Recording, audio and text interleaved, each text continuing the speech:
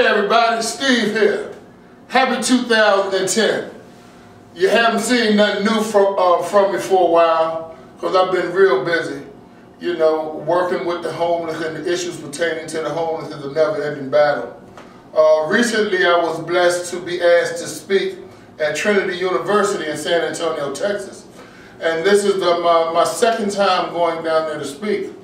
When I went down there last year, I was introduced to a project called Haven of Hope. And it's a fantastic program down there, man. They've actually established a homeless campus. When I returned home last night, I got a message saying that some properties, some buildings on the property of Walter Reed were becoming available under the McKenty-Vento Act. And I was unable to attend that meeting, but I have with me one of my cohorts in the fight against homelessness here, Mr. Al Townsend. How you doing, bro? Yeah, nice to see you again, Mr. Steve. And he works with the People for Fairness Coalition. The People for Fairness Coalition out of Murray's Kitchen over by George Washington University. Thanks for coming today, man. Hey, thanks for having me. I'm sorry I missed that meeting. They called it something like the BRAC. I think it has something to do with base realignment and closures. Yeah, base realignment and closure. That's, you know, it seemed like this is a great program, Steve. But the thing is that, you know, there's 113 acres of land out at Walter Reed, and the great thing about that is that Walter Reed is closing down. And I say it's a great thing because there's a lot of other things that we can actually do with that land out there. Now, you know, the powers to be is involved with this, so something may not happen. You know, it may not happen, may not go anywhere, but if they give the homeless population a little small part of this, we can change people's lives. But the great thing, Steve, is I was in the meeting today with some bigwigs, some people in there that knew some stuff. And that's what I want to get to, because you know, we go to meetings all the time. There's always meetings, you know. That's right. Now, it's not what you know, but it's who you know. There you go. And we know all the movers and shakers in the area of homelessness in this city. That's right. So I'm very interested in who you saw that you could identify at this meeting today. Well, you know, Mr. Clarence Carter, he has to be out on something like this because DHS is a big part of what the homeless community is all about. And, you know, they're really looking for something from the homeless community, some kind of proposal and how we can help them. But also, we had gentlemen there from the city who's part of the deputies of operations department was there. Mr. Eric, I know his first name by his last name, but he was there as well. We had some guys there from the economic planning department. So they're really putting their foot forward in relation to trying to move this project and get some progress with it. Mm-hmm. But what I'm afraid of is that it may not move towards the homeless community. It may be a shopping area. It may be some more condominiums built, because you know the direction that the city's going in. We really got to come together as a coalition of organizations to try to put our foot forward so we can help out the homeless community in one way or another. You know, it's funny that you use the terminology that you did. This program that I visited, the Haven of Hope down in San Antonio, it's an excellent program. I want you to look at that. This is a program down in San Antonio that encompasses the homeless and complete wraparound services on in a campus-like environment. Wow. Okay, and they're going to sleep over 1,000 beds. Wow. Plus room in the courtyard for another 500 people that refuse to come in. Wow. Now, what really fascinated me about this is that this project incorporates the services of 78 different service providers. That's awesome. I told them when I walked the premises with them, and I said, 78? It's hard to get 3 service organizations in D.C. that get together for a common goal. You got that right. You know, so, I mean, I'm very interested in knowing how, you know, what did you do to get 78 service providers all on the same page? You know, and so it's very interesting. Not too long ago, there were these kind of properties available at St. Elizabeth. Absolutely, remember that. And I did a taping where we rode through and looked at all of the abandoned buildings. Look at this apartment building. Look at this building here. It's a huge building, and it's totally vacant, and it's not being utilized for anything. To my right, there is a empty building, not being utilized for anything. With the District of Columbia having the third largest homeless population per capita in the United States, it just seems to me that this space here could be utilized. Again, as I go up the hill, all of these buildings completely around me, there's 4 huge buildings in front of me, to my left, to my right, and none of them are being utilized.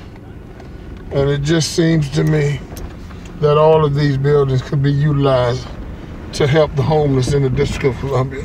And next thing you know, they say Homeland Security that took over the whole property.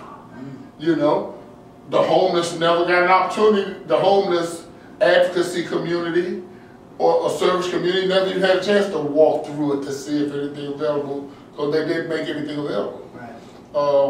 And at this point, I don't know. Right. You know, this kind of, from how I'm looking at it now, if we can use a sports analogy, you know, this is like interviewing the minority. That's right. Yeah. You know, to fulfill an obligation, but you already know what you're going to do with the position.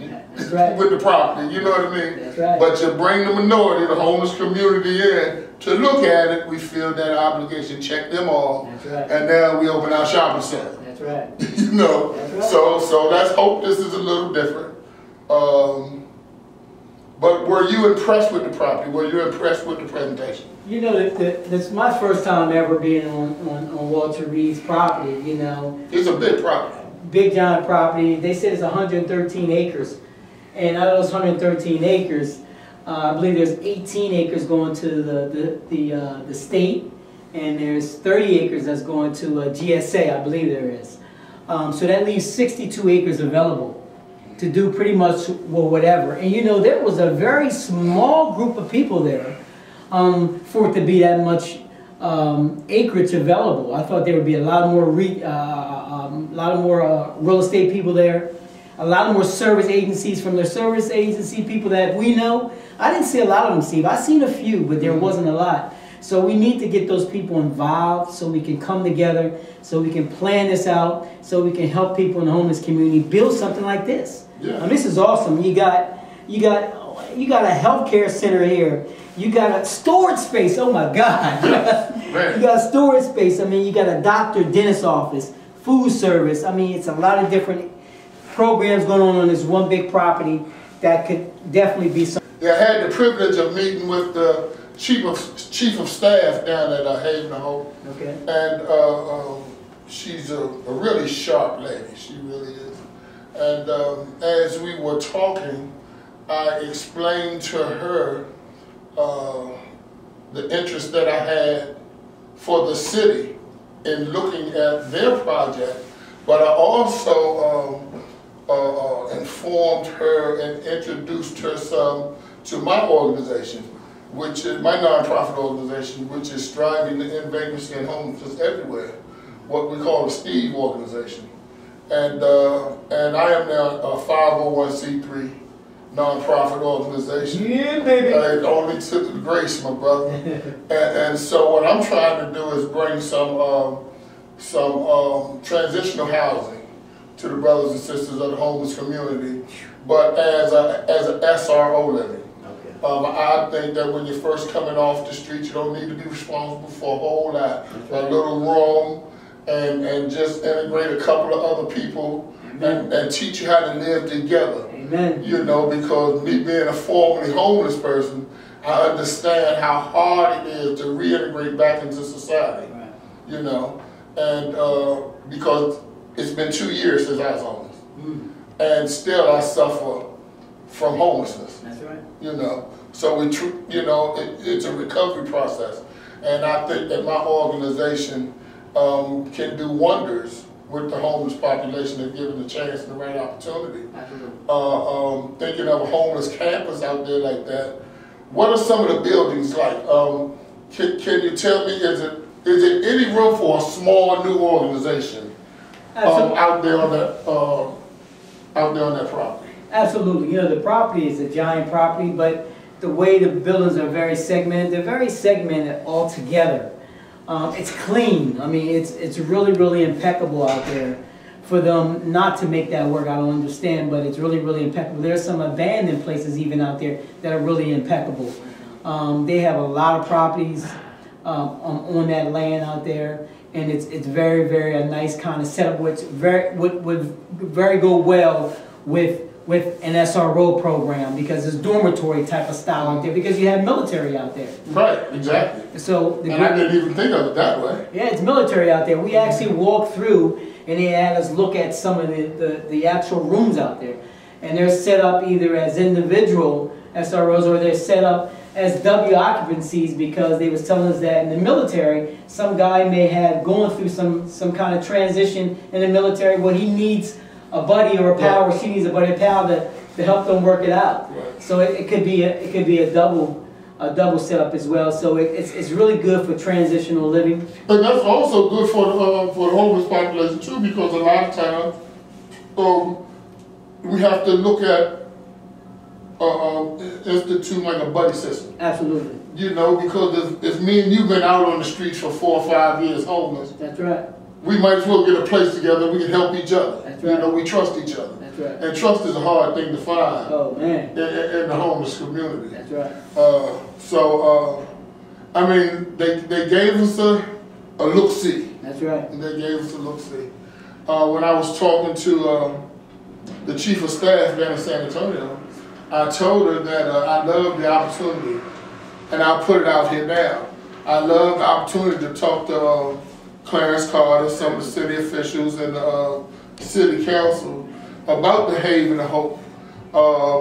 You can also go on the website www.havenforhope.org in San Antonio and look at it. And I'm going to be talking to these officials. Now, I have the go-ahead from the chief of staff in San Antonio to set up a tour. And we can go down to San Antonio and spend the day and totally dissect their program, you know, because they want it to be duplicated. Absolutely. They're doing such a fantastic job down there. But I want to tell you, thank you, man. I wish I had the opportunity to walk through, but I know you were there with some other advocates, and I'll be hearing more about it in the future. I'm sure somebody's going to write something about it. Absolutely. You know, but I want you to keep that. Absolutely. And when you get a chance, I want you to go online and check it out. And keep on doing the good work that you're doing, man. Absolutely, no doubt. Because I'm going to stay in the fight. Yeah, I'm in the fight. And I need you to stay in the fight with me, man. Thank you for being here, man. All right, brother. Thank you, everybody. And until the next time, you better believe Steve.